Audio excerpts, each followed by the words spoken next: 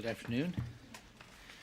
First, I'd like to welcome a delegation from the former Yugoslav Republic of Macedonia, including my Macedonian counterpart, Peter Atanasov, who's here, with Colonel Markovsky, right behind you there, and their translator, who is Natasha Kolevkevska, I believe. My Macedonian is a little rusty, but I hope you'll pardon it. With that, I'll take your questions on Task Force Able Sentry in Macedonia or anything else. Yes? Ken, regarding the story in the New York Times about the International Criminal Court moved by the Pentagon to make sure this is set up the way the United States wants it. Human rights groups, including Human Rights Watch, are accusing the Pentagon of encouraging military officers who might have reason to fail prosecution by this court of fighting to weaken it, to fight to weaken it. Are you trying to weaken the court? No, absolutely not. We're trying to make sure that the court is set up in a way that can work. And we have been working hand in glove with the State Department on this issue and hand in glove with the White House to make sure that that the establishment of an international criminal court, which we support and have been working for some time, we want to make sure that the court is set up in a way that keeps it focused on very specific crimes, specifically very specific war crimes as already defined in international law. And these include genocide, crimes against humanity, and more general, and a general category called war crimes. What we're concerned about is that the court not be set up in a way that gives it very broad authority to pursue a vague definition of aggression that could be confused with legitimate defensive action to protect our national security interests or the national security interests of other countries who back the idea of setting up an international criminal court. Second, and this is very important, we want to make sure that there's a clear differentiation between a sovereign nation's legal system and the international court. The point is that we and most civilized nations have a real interest in making sure that that military forces carry out their operations in strict compliance with international law and with general standards of good conduct. We enforce those through our own legal system. And in cases where a country monitors its own activities and moves against violations of its own laws, we feel that the national legal system should be given precedence over an international prosecution. This is what we've been discussing with our allies and with many countries around the world. And we think these are very important issues, and they're issues that that should be well understood. We have prepared, as was mentioned in the New York Times article today, a 3-page summary of our position, which we'd be glad to provide to anybody who wants it after the briefing. I don't have copies of it here to hand out to you, but we'd be glad to provide that. Pat. You have a 3-page summary on the hidden cost overrun on the F-22? I'm afraid I don't have a 3-page summary on the cost of the F-22, and I can't tell you now whether there's a hidden cost overrun or not. That's your statement, which I can't. I'm referring to George Wilson's article in which the comptroller argued Mr. Gansler to make public the cost overrun figure on the F-22. My question really is this Secretary Cohen been informed of this cost overrun? Based on a intra-department analysis, I gather. Has Secretary Cohen been apprised of it, and are you withholding it from Congress as well as the public, or what? As you know, in the early stages of any weapons program, there are a number of estimates of what that program will cost, and there are constant efforts being made to try to reduce costs and to manage them in the most effective and efficient way. That's going on with the F-22 program. We have no announcement to make about new cost estimates at the appropriate time. If there's a change in the cost estimate, we will do that. But right now, Year 5 for the F-22. I mean, this is not a new program. I understand that, but of course the program hasn't gone into production yet. It's still in the development stages. We talked a couple of weeks ago about the first production models of the plane. The money won't even be obligated or the contract let until late this year, according to the current schedule. So this is a program that's under intense analysis, and I would say fairly active management at this stage. And when it's time to announce new cost figures, we'll do that. In the face of slipping congressional support for this program, has there been any decision to take another look at exactly where you're going with it? Sure, and that's one of the things that, as you perceptively pointed out, George Wilson talked about in his article. He talked about a series of meetings that were called to review this program, and those meetings are ongoing. But we meet, people in the building meet all the time on programs. But do you think this one is in difficulty in Congress? I think that's up for you to determine. I think that Congress is going to have to weigh the need for a technologically advanced 21st century fighter and look at how it will enhance the capabilities of our Air Force and enhance its ability to do its missions, and weigh that against the cost of the program, and also weigh that against the other tactical air programs that are on the books right now. But the Air Force... That's the other part of that question. Is this ratchet up the opportunity for the Air Force to buy the Joint Strike Fighter as opposed to the F-22? Are you looking at that kind of option? Secretary Cohen looking at that. Secretary Cohen has made it very clear that he sees he looks at 3 major tactical air programs, and they all work in checks and balances against each other. There's the F-18 E and F, there's the F-22, and there's the Joint Strike Fighter. And to a certain extent, they are all in competition with one another. If one program doesn't work, if its costs are too high or its capabilities are lower than anticipated, then we would be in a position to focus more energy on and more resources on one of the 2 other programs. Obviously, they're not directly comparable programs, but they're competing for the same pool of dollars, and they do have some missions that overlap. So the Joint Strike Fighter and the F-22 are designed to be the first new fighter aircraft of the 21st century. They're stealthier, less observable. They have newer designs than some of the F-18 and some of the 20th century airplanes. So the Secretary has made it very clear that he wants this checks and balances to continue. And that's one of the reasons why he decided during the Quadrennial Defense Review last year to proceed with all 3 programs at once. Yes. If I understand this correctly, the decision's now been made finally after another meeting yesterday between the Air Force and Dr. Gansler, to in fact use the first 2 aircraft that will be bought that were going to be LRIP-1 this December to make them pre-production vehicles. What does that mean? How will they be different than regular production items? I can't answer that question. They'll be basically the same planes they would have been before. I think they may be tested somewhat differently, but I'll try to get you an answer to that question. I don't know at this stage. Yeah. And what their purpose is? I mean, is it specifically for testing, or because they weren't going to be test items as such? They were Right. It'll allow more time for testing. Yes, Tammy.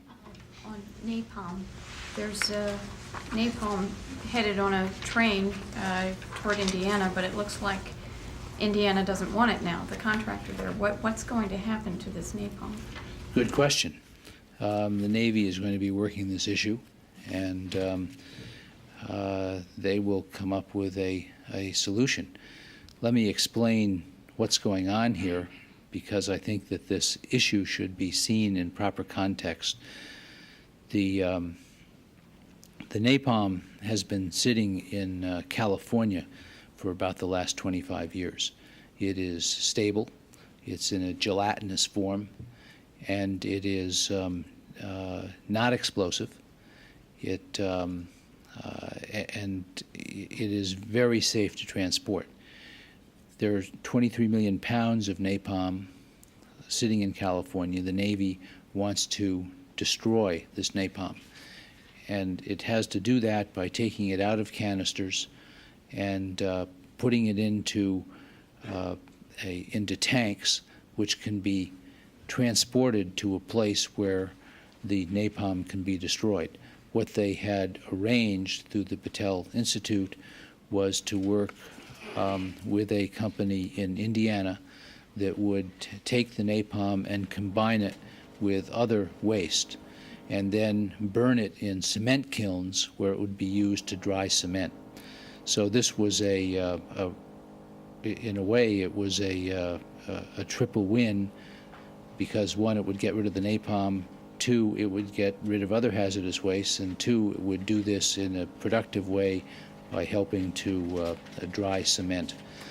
I've read that the contractor that was actually going to do this job, Pollution Control Industries, has decided not to do it, and so the Navy will, I'm sure, be talking to, and this contractor was a subcontractor to Battelle. I'm sure the Navy will be talking to Battelle about what its fallback plans are. It will be trying to decide whether this is an irrevocable decision on the part of Pollution Control Industries, and it will also be looking at other options for disposing of the napalm. There's presumably a contract regarding the disposal. Negotiations have gone on for about 2 years, as I understand it. Is DoD involved legally in trying to enforce this contract? Is it purely Navy?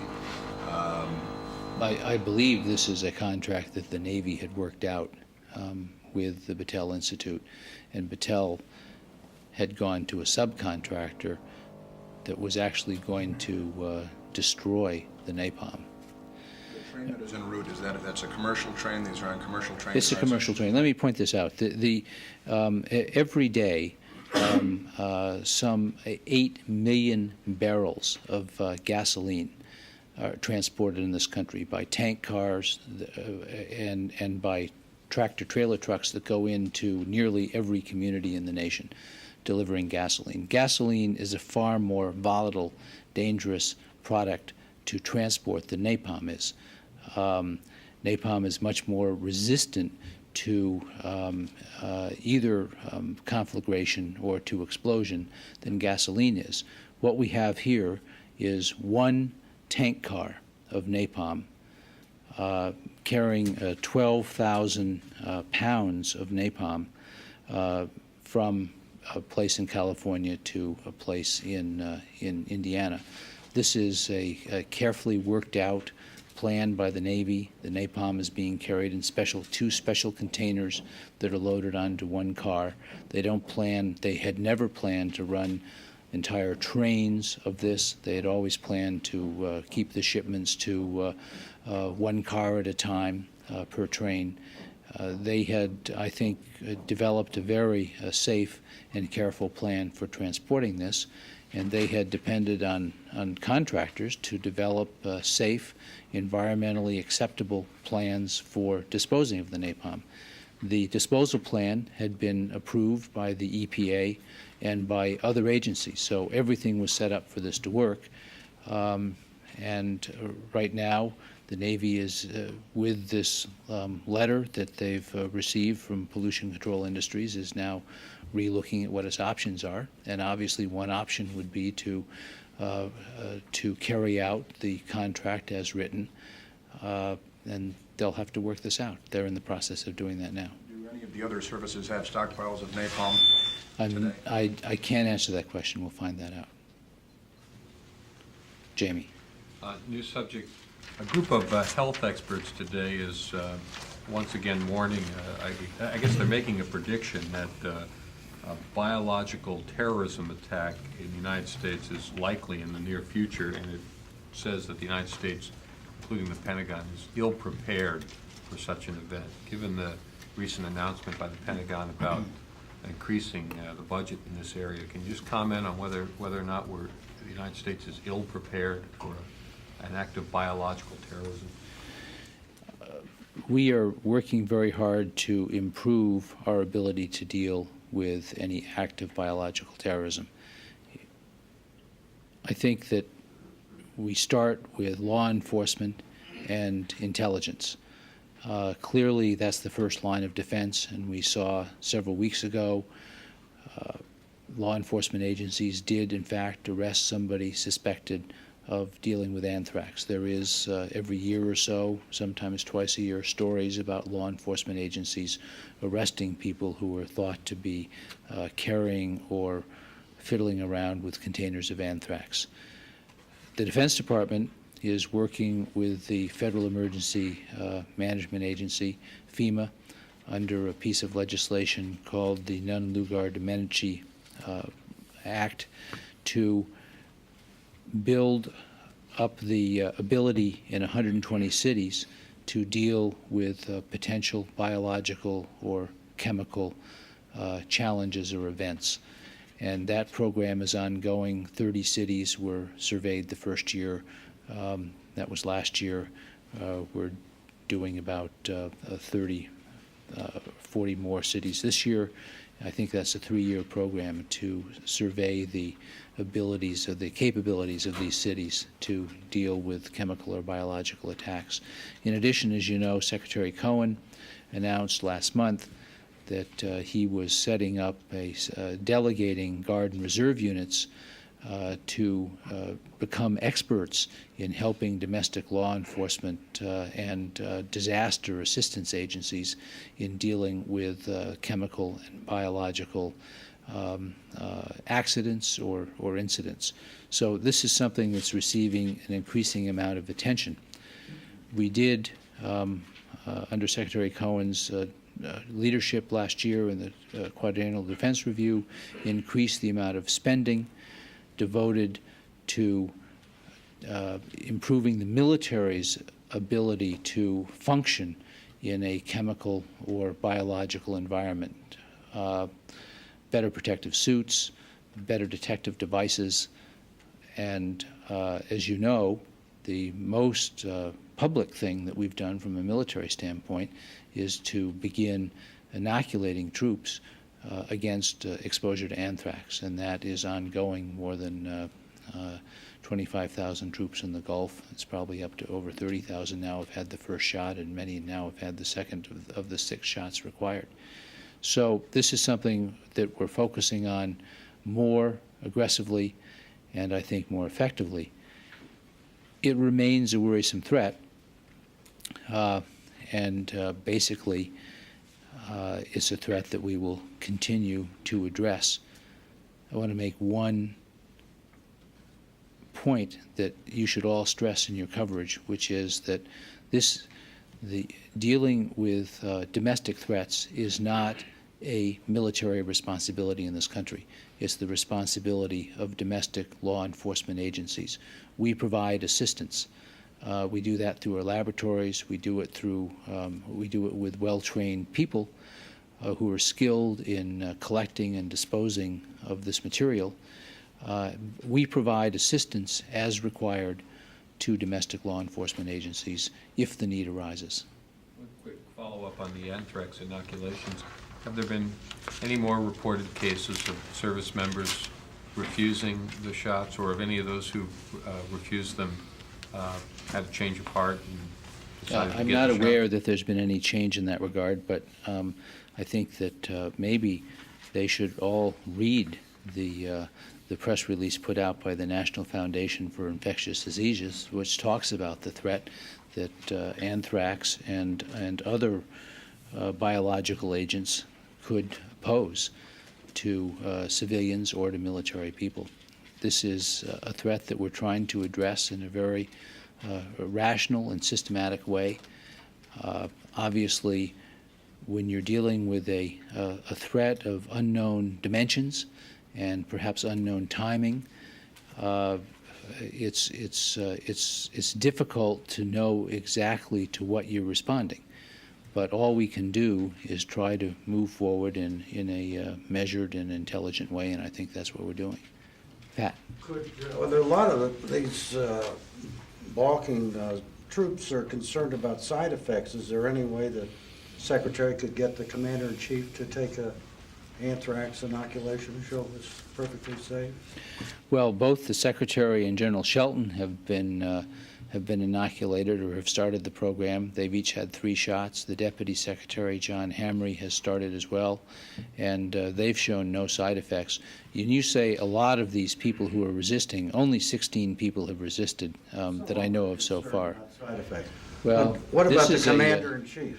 This is a drug. The vaccine has been used for several decades, widely used by veterinarians and others.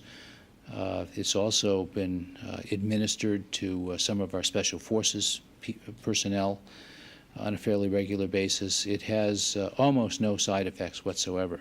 In fact, last week when Undersecretary DeLeon returned from the Gulf, where he surveyed the vaccination program, he reported that there had been only 2 cases of side effects. One was a fever blister that went away relatively soon, and one was a slightly elevated fever for a short amount of time. So I think that the top, that the Secretary of Defense and the Chairman of the Joint Chiefs have set a very laudable example by taking this shot. Commander-in-Chief. I don't speak for the Commander-in-Chief. I'm sure that he has no fears about taking this vaccine, and no one else should have any fears about taking it either. Jack? Has there been contact between Radovan Karadic's people that you know of with the International War Crimes Tribunal? I'm not aware that there has been. And is there a stepped-up effort to apprehend him or to frighten him that you know of by forces in Bosnia? No. I think it's very clear to people who follow what's been happening in Bosnia, and certainly very clear to people who move in and out of Pale, that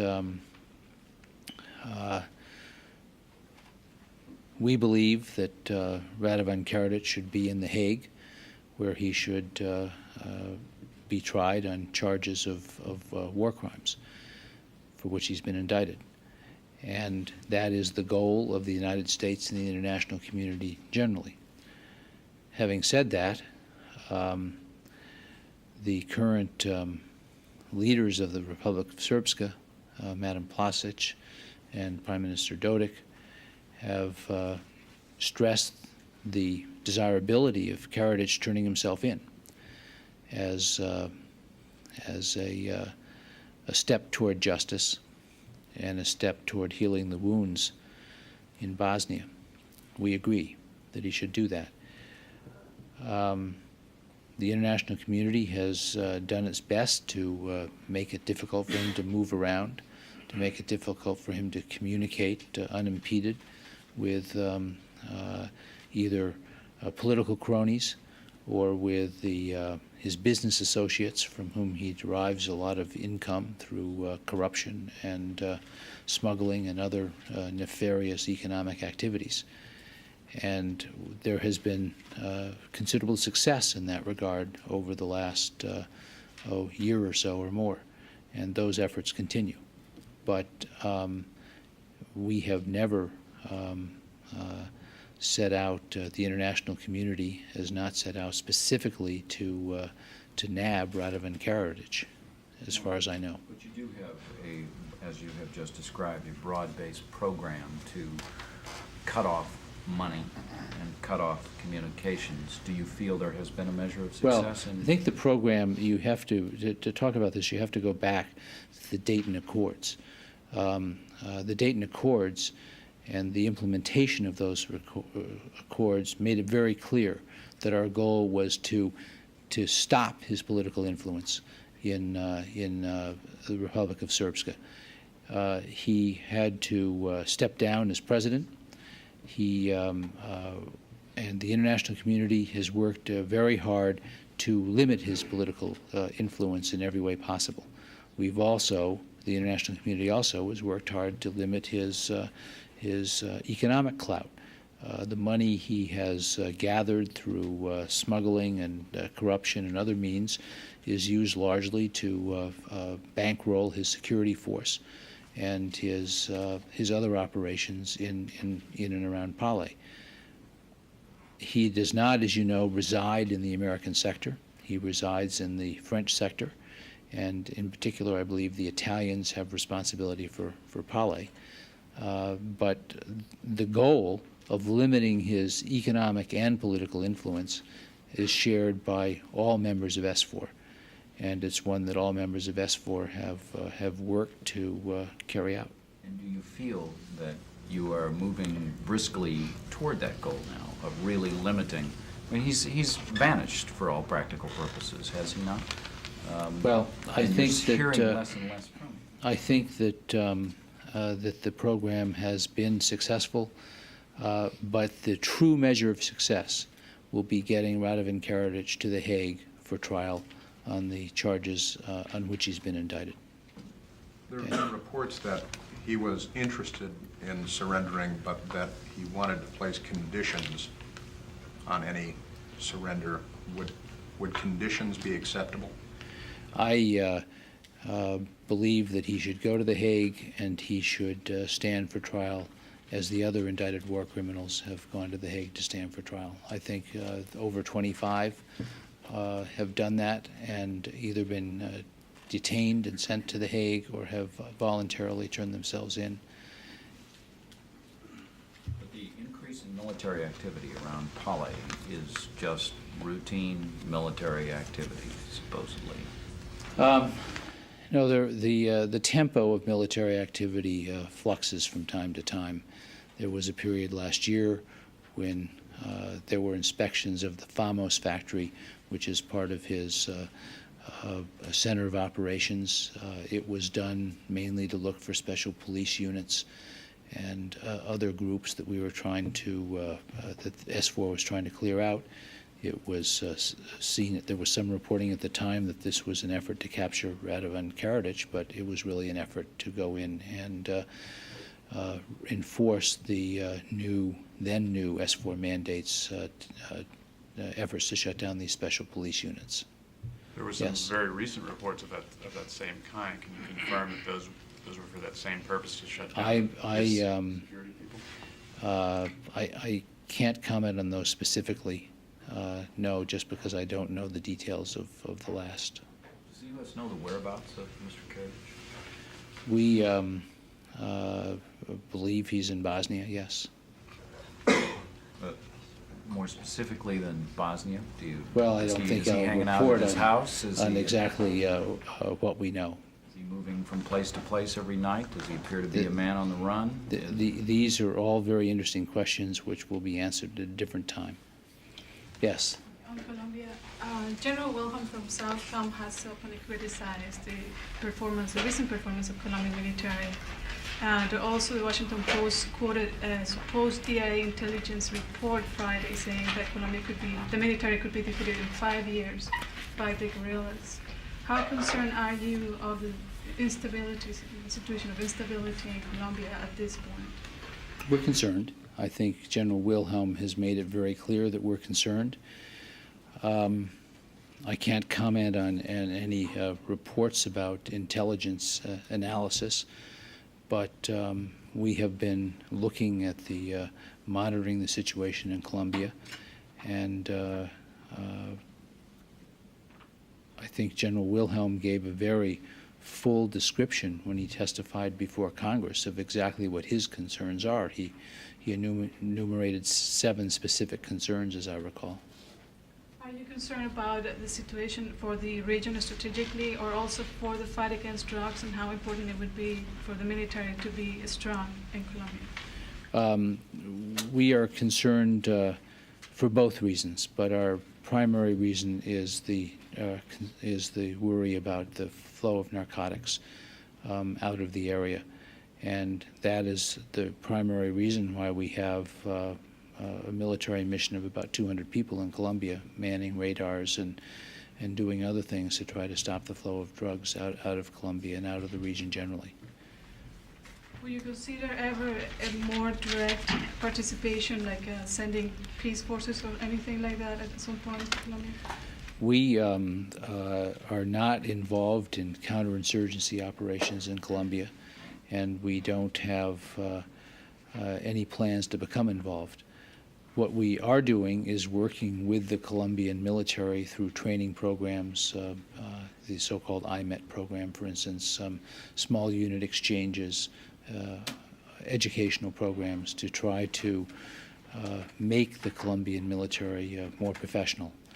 And that's a program that's been going on for some time. We're spending, I think, about we're also providing some radios and other equipment to help the Colombian military deal with some of the problems that General Wilhelm enumerated. One was communications, for instance.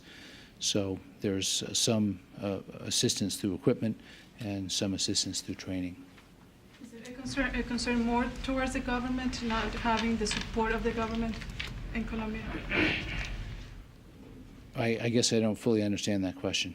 More like the military might need a national strategy. There might be a military strategy, but not a national strategy that supports that military strategy. Is that a concern that you? I'm sure that President Samper is concerned about the state of the military. One of our major concerns right now is to make sure that the elections take place as scheduled and smoothly. In the past, some of the insurgent groups there, the National Army of Liberation and the Revolutionary Armed Forces of Colombia have interfered with the electoral process by killing people or kidnapping people and otherwise wreaking havoc, and we hope that does not happen and that the elections can proceed in a democratic and orderly fashion. Thank you.